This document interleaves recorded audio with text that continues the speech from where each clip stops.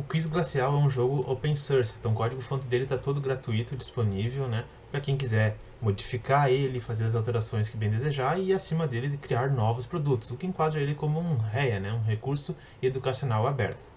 O código-fonte está no repositório GitHub, por esse link que eu vou deixar na descrição também. Nos repositórios aqui no meu perfil, vou achar o Quiz Glacial. Então ele encontra-se gratuito, todo o código-fonte, todo o material gratuito utilizado encontra-se nesse repositório, né? Assim como descrição dos produtos, tanto em português como em inglês, e de tudo aquilo que foi utilizado de forma gratuita também, né? Dando os devidos méritos a questões de sons, artes e modelos 3D, e também as pessoas que foram importantes para a concepção, né, desse trabalho. Então no GitHub, mais focado então para desenvolvedores, os entusiastas na parte de jogos digitais, e na plataforma itch.io, que é a maior plataforma de jogos independentes do mundo, encontra-se então o Quiz Glacial mais a nível de usuário comum, né? No caso, o professor e o estudante, né? Então nessa página aqui, encontra-se as mesmas informações já disponíveis lá no repositório no GitHub, e também então um link para download das builds, né? O que é uma build? É o executável do jogo, né? Então eu disponibilizei aqui de forma gratuita, tanto a versão Windows como para a versão Linux. A gente não é obrigado a fazer nenhum tipo de doação aqui, no caso a gente clica nesse botãozinho aqui e pronto, tem um botão então para download para o Windows ou para o Linux. Aqui, nesse ambiente aqui, eu vou simular então com vocês desde do zero como fazer a configuração no ambiente Windows. No Linux, basicamente é a mesma coisa, tá? Então eu vou efetuar o download. Vou salvar ali em download. Terminado o download, então nós vamos ir para a página de downloads. Vamos pegar e vamos descompactar esse arquivo. Essa pasta então é onde encontra-se o jogo Quiz Glacial. Basta nós executarmos o quizglacial.exe, o arquivo Quiz Glacial, e pronto, o jogo vai ser executado.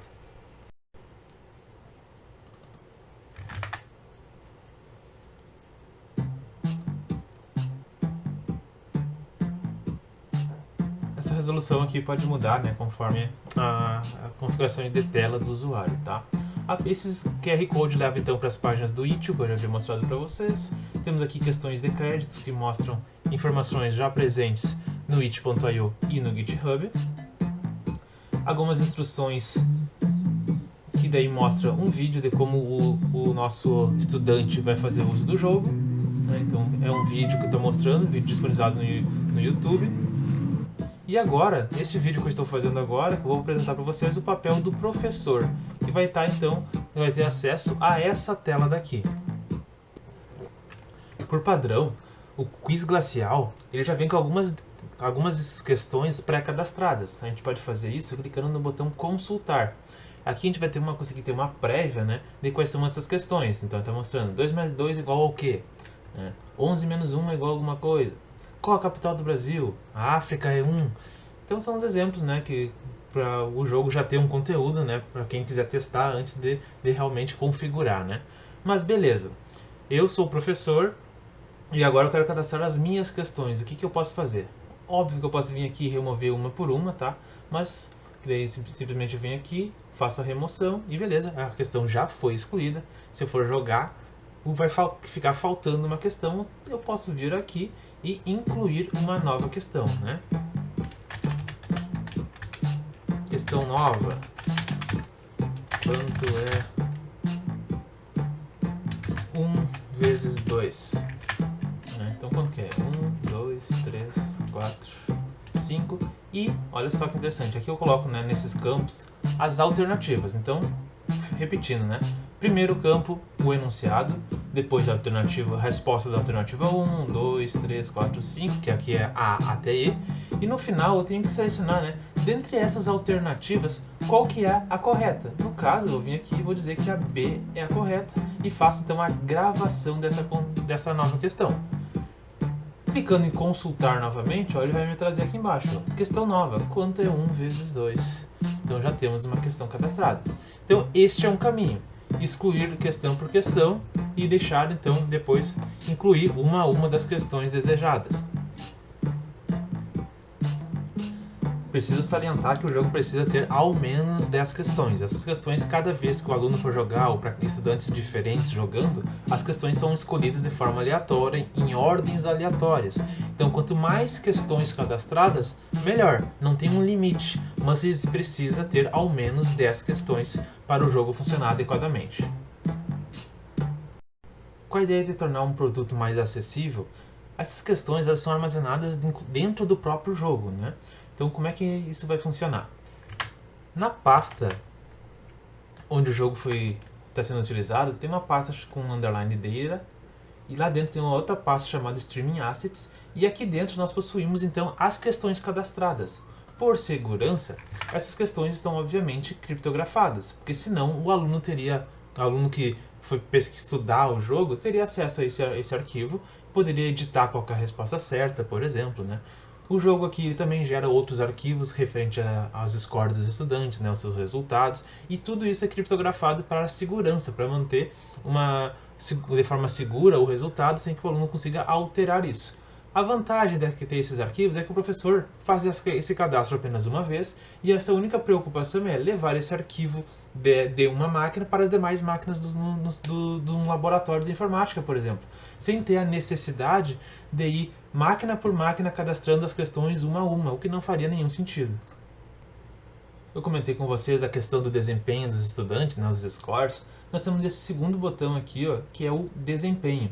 Clicando aqui, ó, ele vai mostrar, né, quando que foi que o aluno fez a execução do jogo, né, quantos acertos e quantos erros ele teve nas questões cadastradas, né, e quanto tempo durou a sua gameplay, ou melhor, quanto tempo, né, desde o início do jogo até ele finalizar o jogo, quanto tempo ele demorou. Óbvio que aqui tem que levar em conta questões, né, das dificuldades que ele teve com o jogo em si e também com a resolução das questões. Então, um professor faz importante o papel do professor ali para um acompanhamento, para uma melhor interpretação dessas informações. Então, nós temos aqui alguns registros, né, das gameplay efetuadas pelos seus estudantes, por exemplo.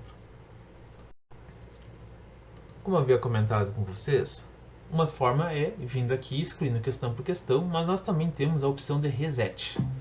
Essa informação vai fazer com que o jogo ele perca todo o seu conteúdo. Agora, neste ponto, o jogo não possui nenhuma questão e eu sou obrigado a vir aqui e cadastrar uma a uma dessas questões.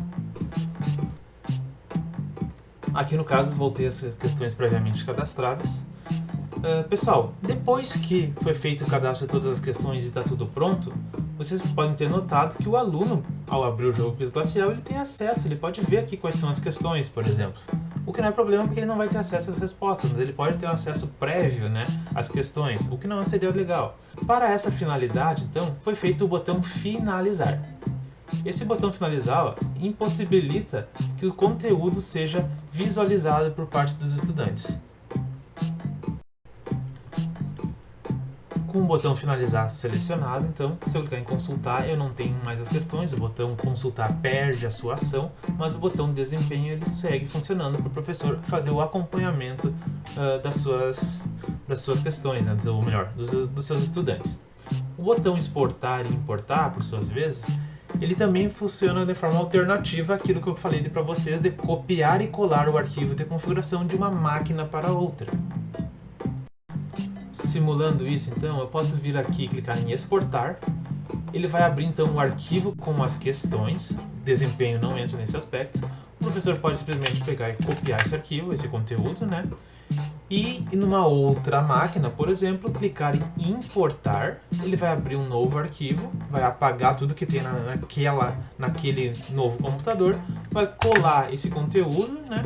Vai salvar o arquivo e finalizar. E pronto, o computador então ele vai estar com essas mesmas questões, ou seja, ele saiu, te exportou as questões de um quiz glacial que está no computador e levou para o quiz glacial em outro computador.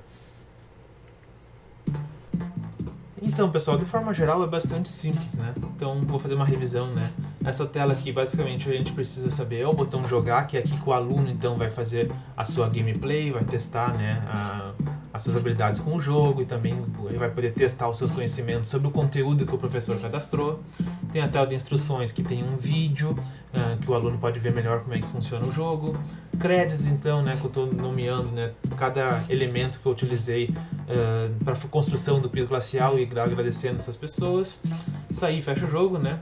Deixei o QR Code aqui para ir para a tela do itch.io, onde pode ser feito o download e ver mais informações sobre o jogo. E aqui na tela da tela do professor, né? Então, o que a gente viu aqui? O incluir, então, leva para a tela de cadastro de questões, onde eu vou cadastrar o enunciado, as alternativas, e dentre as alternativas, no final eu digo qual que é a resposta correta. O botão consultar, então, que vai me listar as questões que eu já tenho cadastrado, lembrando que eu tenho que ter ao menos 10 questões para o jogo funcionar. Voltar aqui, volta, né, para o menu inicial.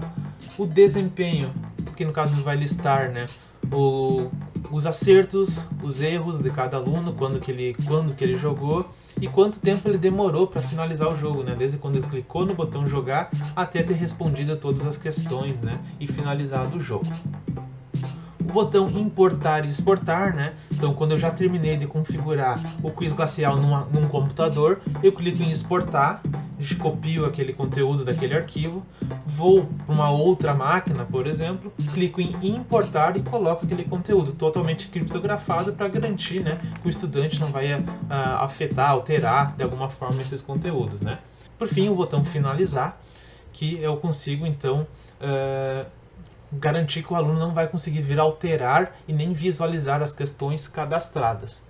E por fim o botão reset, que apaga tudo, né? Como se o jogo não tivesse nada cadastrado, e daí você faz necessário ser feito um cadastro totalmente do zero novamente, e ou então por meio da importação, tá?